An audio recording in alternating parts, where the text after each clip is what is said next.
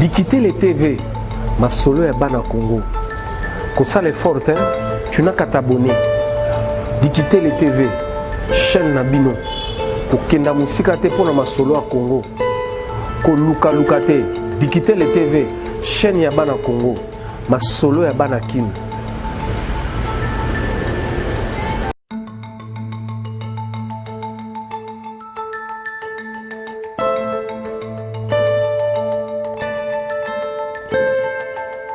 Voilà, le plaisir est pour moi de savoir que vous êtes très nombreux en train de regarder cette émission, les Talk Oyo. Ezali émission Oyo et traitaka les questions importantes politiques mais également socioculturelles. Nde yango lelo encore toye na baetando ike na yo na bino plutôt pour que tobeta masolo ya mboka. Alors na masolo ya mboka tokolobela beaucoup plus actualité à lelo au bokomona ezali par rapport ya ba sextap, c'est vrai mon mboka avec Mukuna oyo ba portaki plainte, il a plusieurs dossiers mais oyo na plainte ezali na prison ezali na mwana mboka Mami Chibola o ba kosamba le 29 Chibola a quitté, a se présenté quitté, mais tout le monde est qu'à partie civile on a ndeko Mukuna également tokolobela par rapport il y a dire il y a eu quand même Mamakamoko entre Denis Lessi et Ndeko Kizamina par rapport à Mbongo à Liakoto, Liakité. Alors, nous allons monter sur ce plateau. Nous avons un habitué, il parle bien, c'est un homme inspiré de Dieu, l'homme de Pelengendu. Prophète Ongefa John, bonjour Papa Noah. Bonjour Ndeko Kolo a Pambolayo, Boye Malamu. Atatu Kabona Kinanzoto na Molimo de Zamoko. Tout à fait, hein. Rôle na biso il faut éclairer peuple ba yebela ko zo le kana bo solo pe na kubanga nzana to za bata Pelengendu na polo sote polo kilom de Pelengendu l'homme de Pelengendu c'est bon on dit ça parce que bata polo sote na zali mon ekanga me Pelengendu na eba kite male mabete oui to bon dans kolo oui tata le coup massan de zonge pa na yo obina Matthieu 18-20 là sont réunis deux trois personnes mon nom je suis au milieu d'eux. Atiki ndeko journaliste na boko na yo pesa ibwanya sagesse pe intelligence atu na yote pa na yo totiki ba kongomani nyonso na boko na yo totiki be mboka de Congo démocratique na boko na yo otozomona ibandeli pe suka ezate toyebi Matthieu 11-28 mikuma na bino pa na ngai yo koyamba yango nzambe bana na biso po sukisa na biso na kombo na Yesu Masiya amen. Amen, merci beaucoup prophète Ngefa. Alors, prophète Ngefa. Moi, je suis un bossani qui pèse le sac. Ah, le sac prophète Ngefa.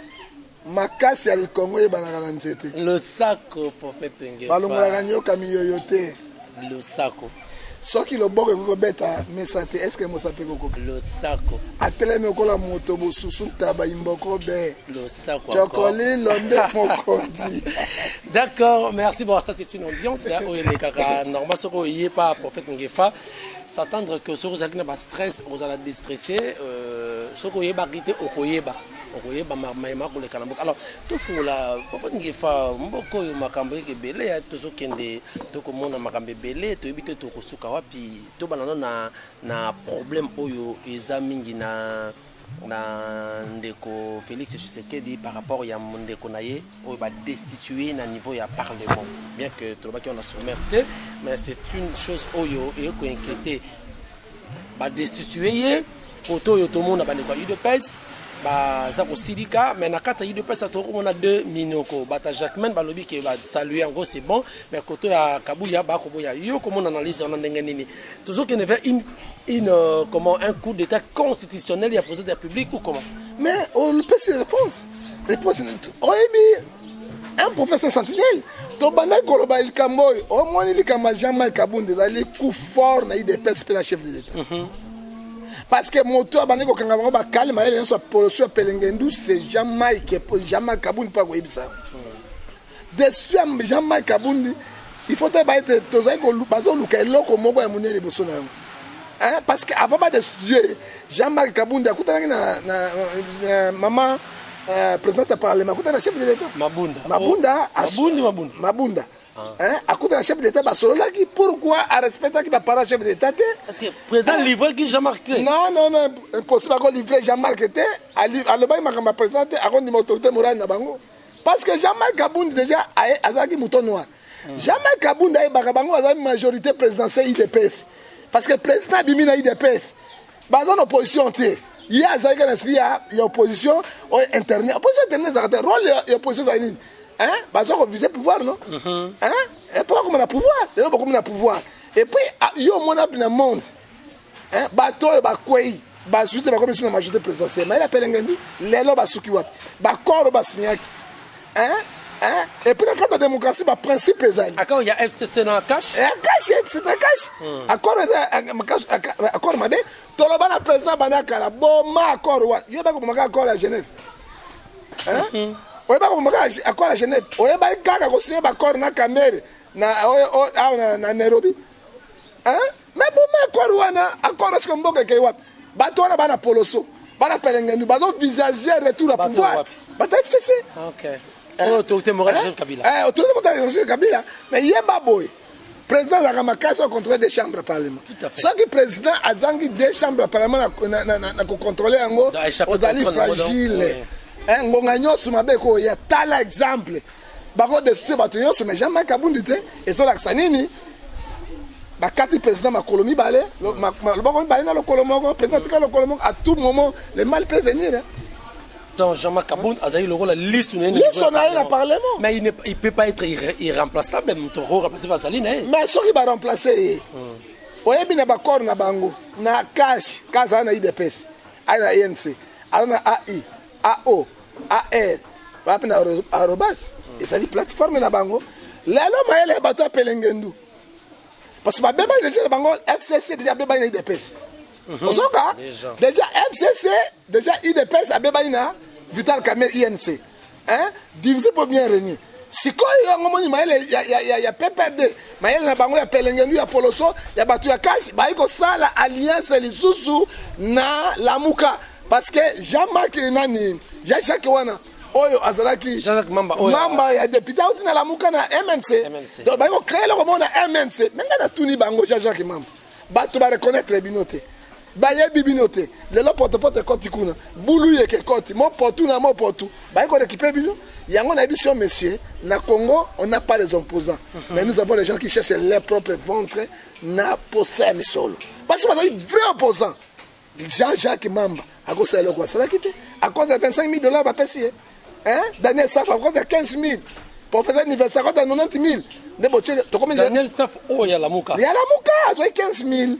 Oh, monsieur, le Simba qui a $15 000, professeur a 90 000. Après, quand on a commandé, Jean-Jacques Mamba petit 25 000 pour la personne de référence.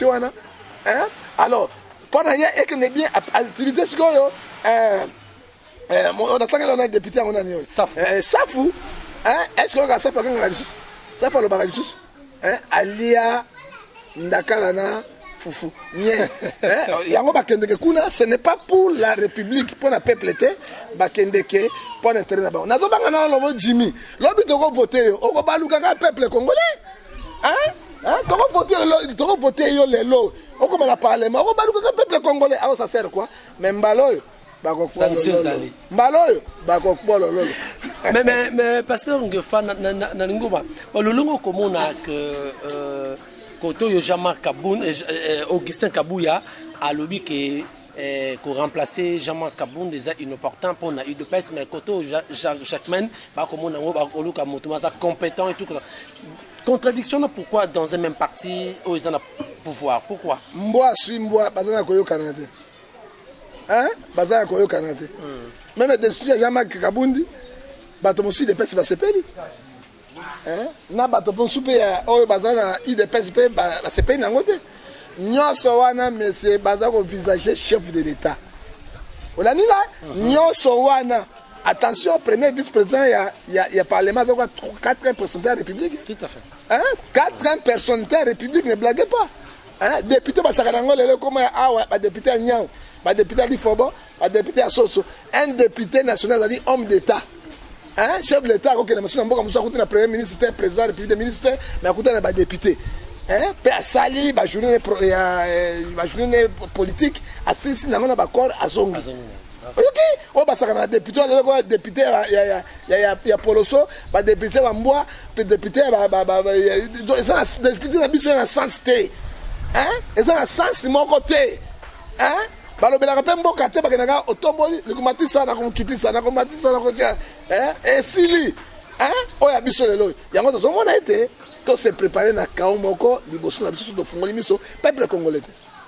Ningi ba de kaide pes ba komona ke bango baza ba et en droit donc c'est-à-dire ba il faut bazoya ba ota baza ko mettre à saut na niveau à parlement au moins ba ko aboutir na quelque chose ndé ba ko sala wana et dans le côté ba kendeki avant de sujet jamais kabundi na moto na bango résultat bimini bitumbe buna parlement résultat bimini non ba kabwana ba mingité il dépêche na 10 parties FC ça panza bango yoso.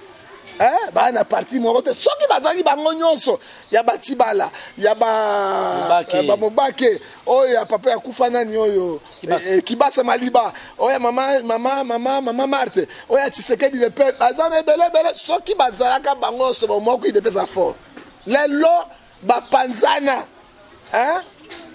politique ya division pour bien régner.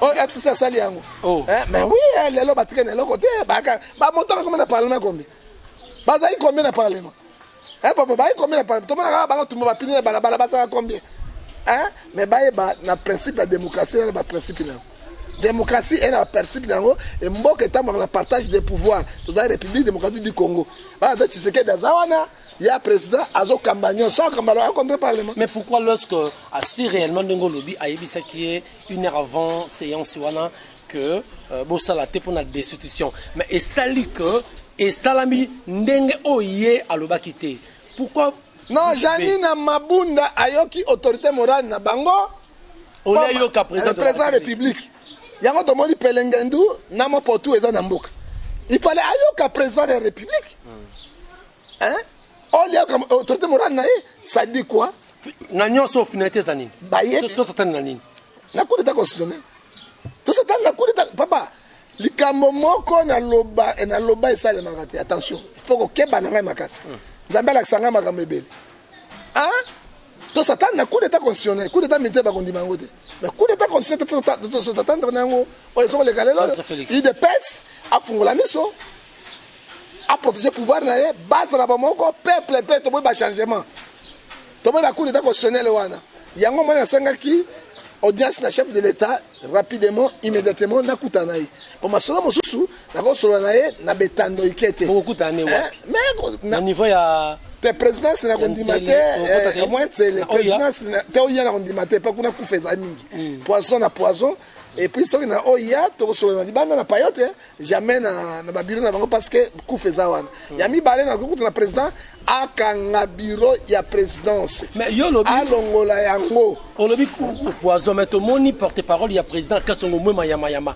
a démentir à lobi ba yoto ba ko kufa wana ezande ba ko lobate ke ba poison il paraît ba produit chimique toxique na ba split eza bongote ba kufi na COVID-19 yo ko lobani wana COVID-19 kufa na présidence oyo kana bureau ya premier ministre ba traza kuna te ba ke na poto te bureau ya ministre affaires étrangères mosala yango bakendeke poto te okebeli wana bureau ya parlement bakendeke poto te bureau ya sénat bakendeke poto te batika kokosa bana bato politique c'est comme ça bakoki koloba yango te la politique c'est comme ça politique c'est mensonge soki alobi yango déjà nini amikititi yambayamba nayebi yambayamba nayebi vie yambayamba Kasongo Mwema nayebi ye soki azoloba eloko wana abuki lokuta politique c'est mensonge et peuple congolais ayebi yango même système oyo nani apote Sikatende et Jacques Yadi akufaki na Brazzaville ezali ba protus toxique batiaka yango na kati ba biloko wana yango so alobi akufika na coronavirus ngana mona ebemba coronavirus wana ekufaka na présidence faire aloba tala sima zonga moto la plupart bato bako kufa to komona bakolo bezaka na ngambo ya UDPS kaka na ngambo UDPS pe ba msuba famille biologique chef de l'État pourquoi misusu qu'est-ce qu'il y a là-bas yango l'un des causes na sengo audience na président Ibisaï il faut yoka le mal est là la mort est dans le pot il faut Elisée Telema azwa mungwa abondela na sani aboka na mai pour mayo nebi ki sala mais sans quitter ma bezali, il y a quelque chose qui se prépare. Je te dis en tant que prophète d'Internet, contre le chef de l'État. La vie des chefs d'État est en danger. Hein? Oh, tout ce monde il faut dire la vérité. Comment la gravité du Camerounais? Ma gravité du Camerounais, mais bien sûr, on est constitutionnel. Tes peuples, on a l'article 63, l'article 64. Et qu'on les cate. Hein? Il ne passe à mon côté. Il ne passe à partir de moi, la boulou yeke. Il faut battre l'orgueil na bango. Tout sangana bisonyos. Tout d'abord, mon côté taille comme un mboka. Mboka est tout molani. Hein? Les pays ne marchent pas. Les pays sont dans chaos. Oh ouais, dans le bas bloc cadena. Yango to moni yango lelo. Oh mbi na yaki na masengo na zongi na mawa. Yango to kanisa ke sengo na mawa na mawa. To yebela to sala te. Matthieu 11 28 ba chrétien. To pesa mikumi pa nzambe. To sangi bila chef d'État fungola l'église mbangu. Parce que tout le monde est spirituel, mais il y a tout. Voilà, merci beaucoup, prophète Ongefa. Nous allons continuer. Mais les Camerounais, parce que tu as des poison, il y a des produits toxiques. Les Camerounais, il y a un juge qui a un procès à 100 jours, mais c'est Raphaël Yanni. Qui, l'un de ces derniers jours, mois, jour 24 heures, tous les cas, Pessibiso. Sur les ondes, il y a Radio Kapi qui est à Koufa qui n'a poison. Pas empoisonné qui est, mais tu éviter quand, où et comment, et ça l'a marqué. Mais il y a un service, moi, geste moro suspect, et ça l'a qui n'a niveau de audience. Mais c'est que la famille, on va bien jusqu'à rapport en hauteur. Mais c'est suspect, mais si j'ai confié un poison. Hein?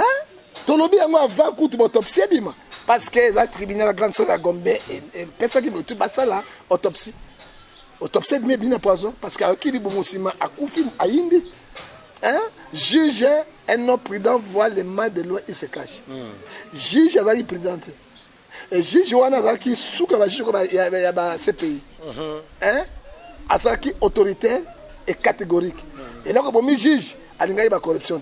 Est-ce que Congolais, tout ça, mon kilini. Il qui est mon bacon, pour une assistance. Aboyaki, Bolingi Batoma, elle était. Batoroba juge to zo bango lisuwa. Mais to sanga la juge mo lisuwa ye agoya. Azape loko la juge wa liboso akufi. Parce que bazo juge na miko.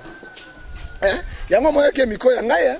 Et puis na 5 tu bato mususu, oya motema malambu, lokola docteur Georges na capitaine Nzambe pambola yo parce que niveau sunga musai na Nzambe na kufate parce que poison zo yawa. Na saki pena bato mususu motema malamu ba kotia loboko na sumba sorte ta dimiko za makasi le mutu ko sana émission ngai moko na traite na assurance nango olingi cravate olingi oyo moyen oli ngai na pulumbe ezate mais le même konde ko pasteur Ongefa leur président juge n'a démontré que la bato ba yeba parce que micro juge a qui n'a qui empoisonné. Il y a des quitté, il y a trop sûr. La bateau bâtit l'installation. 2. Tout le monde juge dans la caméra, ça là, tout le caméra bomité. Mais les effets, allons la porte néon. Allons la cache néon a dit à quoi? Et caméra c'est un arrogant. Caméra la qui bat. Ce qui bobeng si moi si n'anga l'invitation dans la zone pour moi c'est libosa dans zone mine ezali moi si n'amida. Na moi na Shoraya, ma fille, moi n'a pas été à Jibin Pian, je vais mettre le feu. Allah qui bat. Les parents sont voir les écritures restent. Hein? Et là on dit caméra au salon avec les réseaux sociaux. Allons là, qu'est-ce qu'il y a là-bas? Oh bah tiens qui n'a micro allons là pour écoutailler. Yami balé à Kaïda bané comme ma bateau. Na ba lettre postale. Empoisonné, batina tango yoye mundela ko fungola kanda ko écoutier. Mais tant que avocat, parce que juge ba pièce wana, tant que personne juge a pièce, tant que respiration bala moko, biloko yuti na ba pièce détachée et puis namiko. Ndio moni juge a kufi bala moko. Mon qui passe là qui na visière directement va changer ba pesier cache ne ba pesier cache ne mususu ba cache ne wana ki mabe.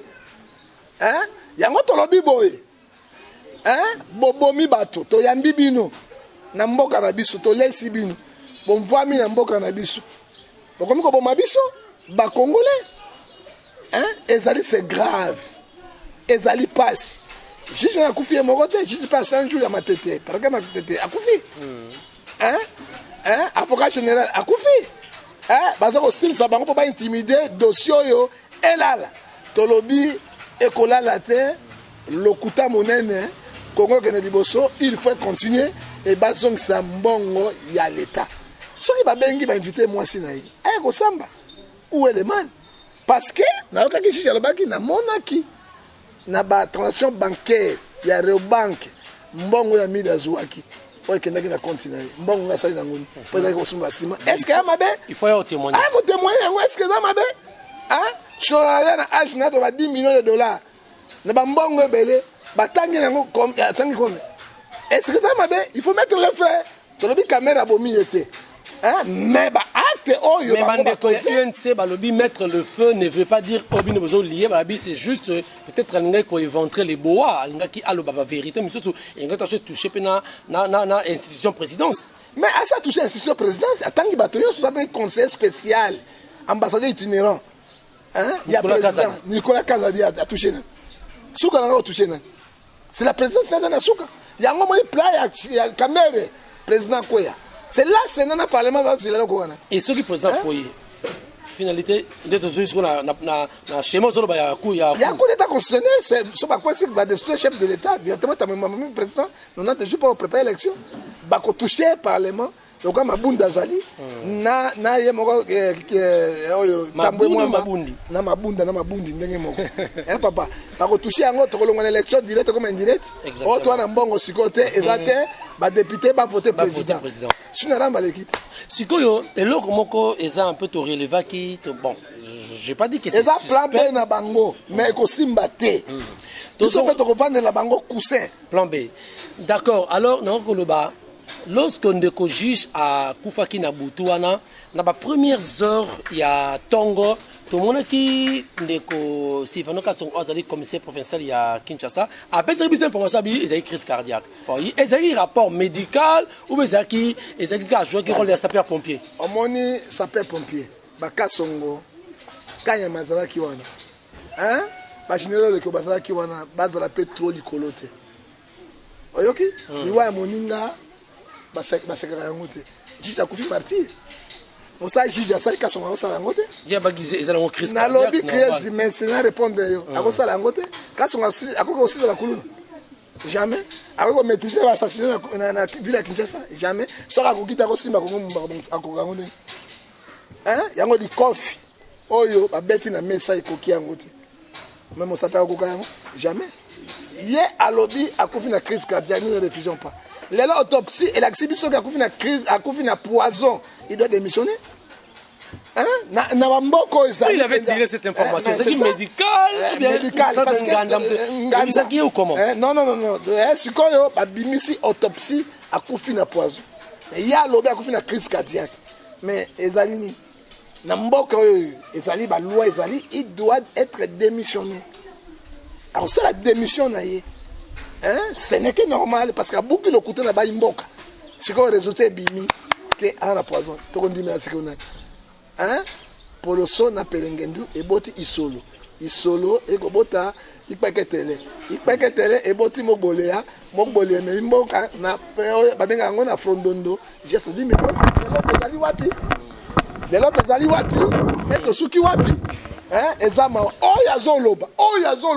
Mais général quand on porte parole il y a gouvernement attends la mossa qui général habilité yem talobango ezali yete même bazab na porte parole oh il y a la police mais yé bazali na prérogative te ko loba makambo ya likolo hein parce que ayeba police azali likolo il y a justice azali et puis justice azali institution mobile. Hein? Motako ba eloko ezali porte parole ya gouvernement pour alobela bato na kombo ya gouvernement et salite ka songa ko lobela yango lelo asuki wa hein autopsie lui motako fina poison hein tout ça doit akufi na poison hein lelo ya zolobo akufi na crise cardiaque yango ezali na dossier 100 jours hein o pe akufi na procureur général osima kama 100 jours na limité na matete akufi kaka na crise cardiaque. Avocat général babomi baziki si na mwasi na bokilo na na crise cardiaque oh bazo na crise cardiaque hein likambo to tika sala musala na yango moni mboka etambala ba principe hein na ba loi na yango oyo mboka etamboka mboka ya zengi tout le monde. Dans Mboka, il y a aveugle, le borne est roi. Ce qui est faux, qui est qui? Qui fait quoi? Qui fait quoi? Il y a un prérogative, il y a un combo, ce n'est pas le général. Donc c'est confusion pour l'année, monsieur. Confusion totalement. Tant à bouki le kuta. Le kuta, boukara le kuta. L'homme vérité est banni. Qu'est-ce qu'il doit faire? Il doit démissionner. Est-ce qu'il va démissionner? Mawato. Merci, mesdames et messieurs. Toujours continuer émission Nabiso. Je crois que nous sommes beaucoup dans Nabiso na Mikili Apoto vraiment. Prophète Ngefa surtout juillet pour que tu mettes ma sourne bosenga qui le club sur prophète Ngefa. Merci na pasteur Willy Dikitele, Dikitele vraiment on en France. Donc nous avons pas molé. Alors prophète Ngefa, il y a un problème où ils ont rongé les lots, vous êtes sans ignorer par rapport à moi, une guerre froide côté na bassin na Nzambe. Ndeko Denile si à l'école d'émission moko à lobby que ata beaucoup finga ndeko Kabila bien sûr mais biso tout va passer to lia la biso mbongo ngo boya azate atanga yoywe mais ndeko porteur Kizami pe a répliquer à boyango mais bité yo pour liamboka Kabila bo sala ndenge est-ce que au moins 60 mais journaliste toi imiter Jésus là mon tu a vérité mon toi on a imité Paul te Paul a zaki maîtriser même à bon ami na ndenge na ye na Yesu na ye na ko imiter Pierre te Pierre awana ki Seigneur ali akine sani moko esika moko malgré sorti que pour paradis non mais notre imitateur c'est Jésus. Vous voulez dire quoi? Nazolo ba ete Moussa na Nzambe il faut aloba vérité. Jean 14:6. Je suis le chemin, la vie et la vérité. Moussa na Nzambe ça continue le kuta directement dans fils de Satan parce que Jean 8:44 ezoloba yango. Ozomana il faut dire la vérité. Na denosa ki eloko nga na mona mbonga Kabila. Na simba mbonga Kabila. Des millions. Oliapé. Na liambonga Kabila te na ebaki mbonga ngezaki ya Poloso ya Maël Mabe. Tous les pasteurs aux Kabambazali 12, 13e apôtre Zaï Kidiamine. Il faut dire la vérité. Na mona Kidiamine na ba réunion de mané okendete. Ba réunion Malia na ye. Na yebite zo kende monsieur mbongo bakei. Na tokei awa na hôtel de Venise. Combien de fois Kabila tini mbongo ebele ba millions ba kabola yango. Otasima mbongo na mama Tina. Denile ngana papa. Soki na lei na komona lia. Parce que bani ko zala te na ngomona mbongo wana. Mais batu nango ba image zali. Na gangela bango na hôtel de Phoenix. Comment Kabila pesa bino ba mbongo ebele? Atanga na lete ba pasteur ba nyama pasteur ba yuma oyo bozo kosa komo na bango. Yango mobile ya zoba pesa kwanga ya pamba po atanga lokwa kolia yango. Bozo na komba pasteur, motasima mbongo nani? Oye yaki na bongo Tina Denile sino. Na mosa Denile sino. Mama Tina non, bazo kabola. Toza na ba vérité belé ya koloba. Batika ko wangana. Ba lo ba vérité ba sa ina Nzambe. So le mboka le kweibo e komi bo sino le pasteur ba traite. Eza bango.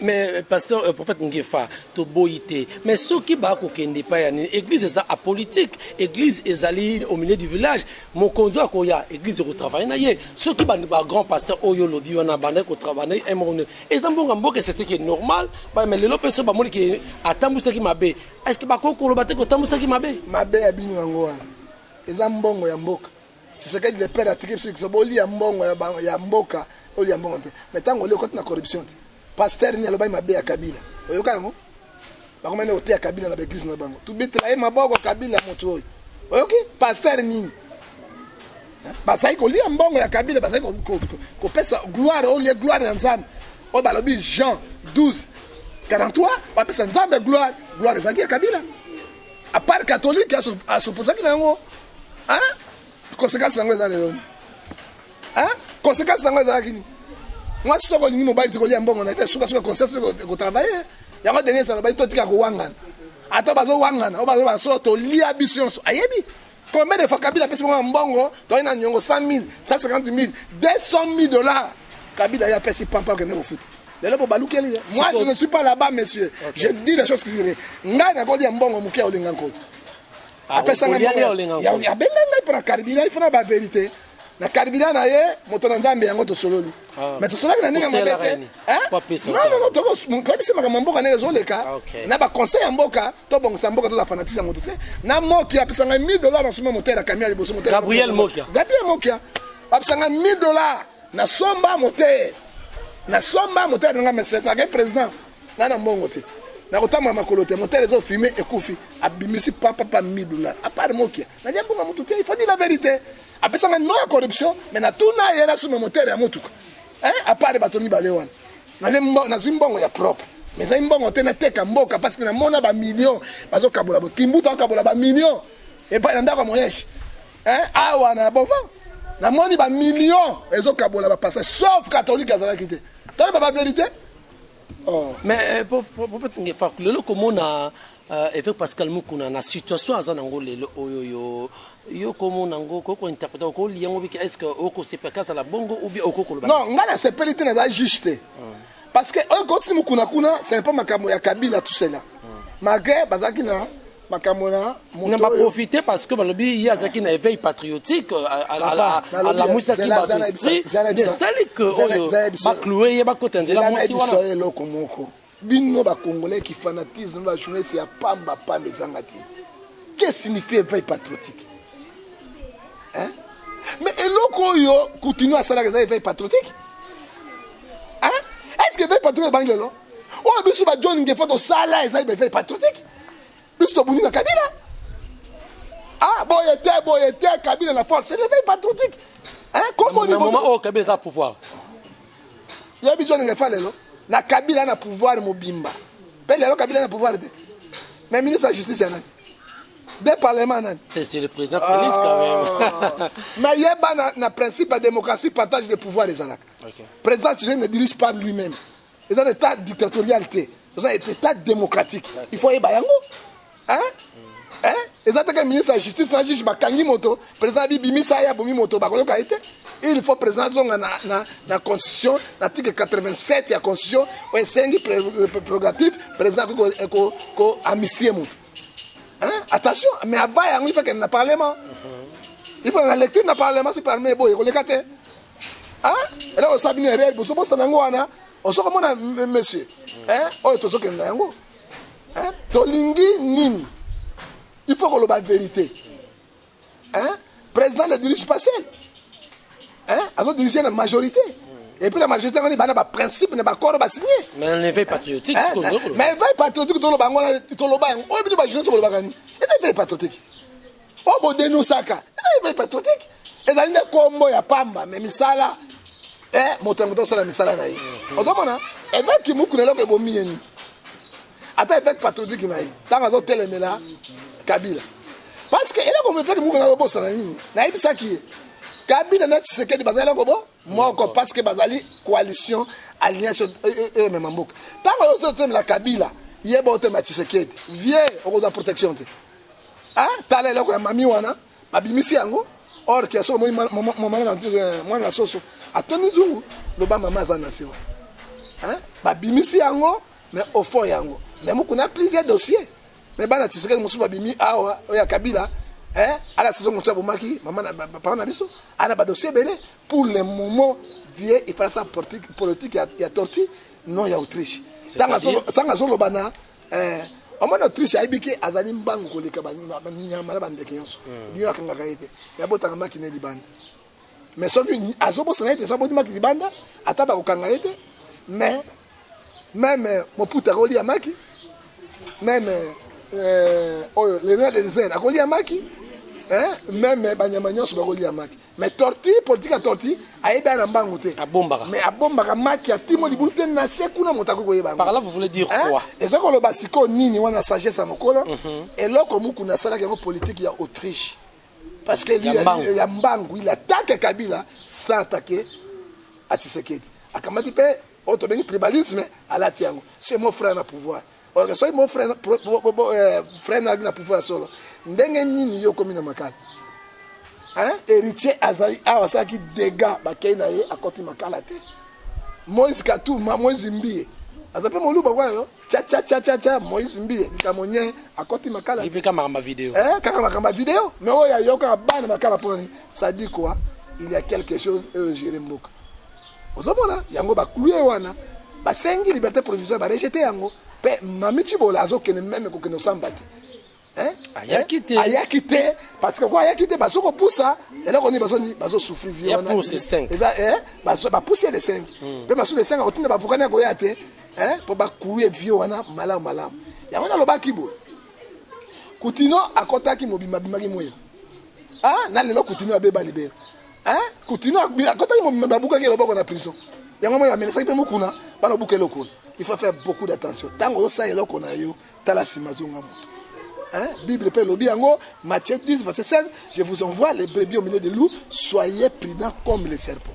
Attendez tout solo ba yo ça débat démocratique tout finga mutute mais nous dénonçons les choses ezangi anti-valeur na kopesa avenir mine koya mais ce que to fingi bato to fingi président to fingi premier ministre to fingi bato là automatiquement justice ekozwa biso et prévenir ekozwanga na fingi moto parce que linga les pauvres par rapport à français des riches. Ozomona eloko ezanga violence. Ko ba éveil patriotique non, autres salaires des éveil patriotique. Congo la muka tellement to bunina mboka na biso tala mabe ezali. Est déjà zaboy 7000 militaires rwandais. Ba bomba mesima ya 7 km na aéroport à Goma. Bit na bango zani. Baba kamise sikoyo et Congo qui veut que ne parce que matière première zakuna ezani éveil patriotique so to bilelo na kati ya Tanganyika. Kuna sika zo azali. Na carte frontière biso na Zambie 3 localités na biso drapeau ezako pepa ya bazambien babotoli yango ezani éveil patriotique qu'est-ce qu'il fait vous comprenez moi éveil patriotique ba mot français il faut établir yango bien étaler yango bien pour bato ba comprendre prophète Miguefa je crois que ça sera la toute dernière na niveau il y a Beni na Nord Kivu il y a 2 jours ba jeune il y a Beni dénoncé qui pas ministre de la défense na ministre il y a pardon le chef de l'État par rapport il y a makambo koleka kuna il y a ADF on sala entre même makeni soda FARDC se familiariser na bango na bandeko wana ce n'est pas un danger pour tous les acteurs la balkanisation même comme on famille moi ça ne va changer bango longola bango il faut pas longola bango parce que mais des gars ezali def na nous sont les assassins au bazo mabiso mais appuyé par MONUSCO guerre moko en Afrique to na MONUSCO c'est ça ngo ezate Angola bengana bango Angola comment on appelle mais qu'est-ce que nous attendons pour bien la bango faut pas MONUSCO batika mboka na biso parce que bato bazo été vétéran moins adef na madame sango minduki nani ezali MONUSCO wazo pesa bango bateni militaire nani ezali MONUSCO bazona avion okitisa bango butu na biliko mtani et MONUSCO massacre mingi MONUSCO bazo contre la paro pays limitrophe non contre la Congo ko bateri wana MONUSCO badef na baza wana MONUSCO soki to kobenga MONUSCO batika Congo te Congo ko za libérer mokolo moko te tala lelo basoda na biso na Beni bakomi kosala la famille na badef na nous ba terroriste et eloko ni tosoko ko passer nango chef de l'état ayoka abalongola bango na ministre de la défense bazo état major général mosusu ya force terrestre bastia yango kuna parce que bandécoration Beni Butembo Luchuro o bazakuna bazo kufa mikolo to ko nyama akosi ya mboka na bango. Voilà, je crois Tokomi Nasuka ya émission Nabiso parce que Torobeli Magambo ya Mboka, Torobi qui le pays est à danger, le niveau ya est, c'est parce que la partie orientale Nabiso est comme moi centre moro théâtre moro ya ba rébellion depuis plus d'une décennie déjà. Magambo nous osala makuna mais le peuple congolais longtemps courbé a besoin d'un soulagement. Toro continuer à kakaboité que tous alaka na ko lela un pays géographiquement riche, un scandale géologique, mais un peuple souffre très pauvre. C'est paradoxe, hein? Donc, tous vivent en moins, dans il y a 1%. Et pardon, il y a $1. Donc, le dollar est commis combien? 19 500, mais la ville est à 20 000. Donc, $10. 20 000 francs. C'est grave. Parce que ce bâtiment monétaire est athée. Réserve monétaire est athée. Bakamere, Nabanyaman, Djaman, Nabatu la présidence, Nabatu Bazouba Mbongo Nyonso. Parce que stabilisons monnaie. Si on stabilise la banque centrale, les réserves monétaires des arrêtés, le franc congolais pour stabiliser. Alors, parce que John Ngefa, ce qui se passe au Koloba et le comment on a président de la République, il a Kolandayo, Sikoyo, pour Kombo et décoller, au coup de stratégie, ni plan B ne cause à l'année. Nago peut ça plan B na Katia Bilili Mikete, président Songi. Mais plan B na Kosenga na ye, to kutana, en tant que motunanzambe, to solo là. Là, il y a plan B pour tout le monde qui a kaka. So qui te mabezali. D'accord. Tokomina Souka, Yakoba Kezali. Le kaka numéro nangai 00243 89 610 49 41. On a un problème spirituel bien nangai. Dans le Sougayo, na kobonde ya pipo na yo. Na numéro 00243 81 857 26 78.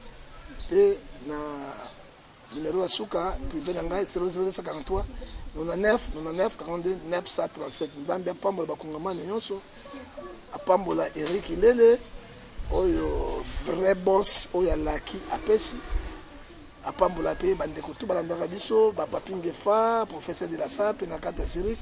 Nzambe apambola yo mama papa, nzambe asala bino.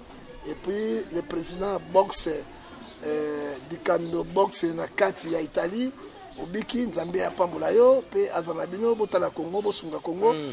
Et puis to pesi lisusu na mami bomolo bolumbu grand prêtre maire na kati ya B52 na kati ya Anvers na Bruxelles kolo apambola yo apôtre Elias Pedro na kati Angola, le plus grand apôtre en Afrique centrale. Nzambe abatela o baksambongo ebe mikolo ebele parce que pesa sotori malamu. Et puis oya Souka tozopesa na tula nina bengai 6600 volts oyo tobengi Laurent Sokoko tala pe Congo te tozoloba tozonga pe misala pe salem pour te confirmer. Et na pesi mbote makasi na papa Guillaume Eloni na kati na France.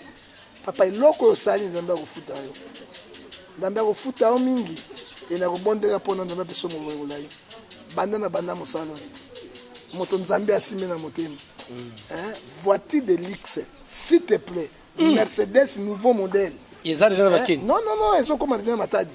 Et puis ils ont un kit ya cuivre.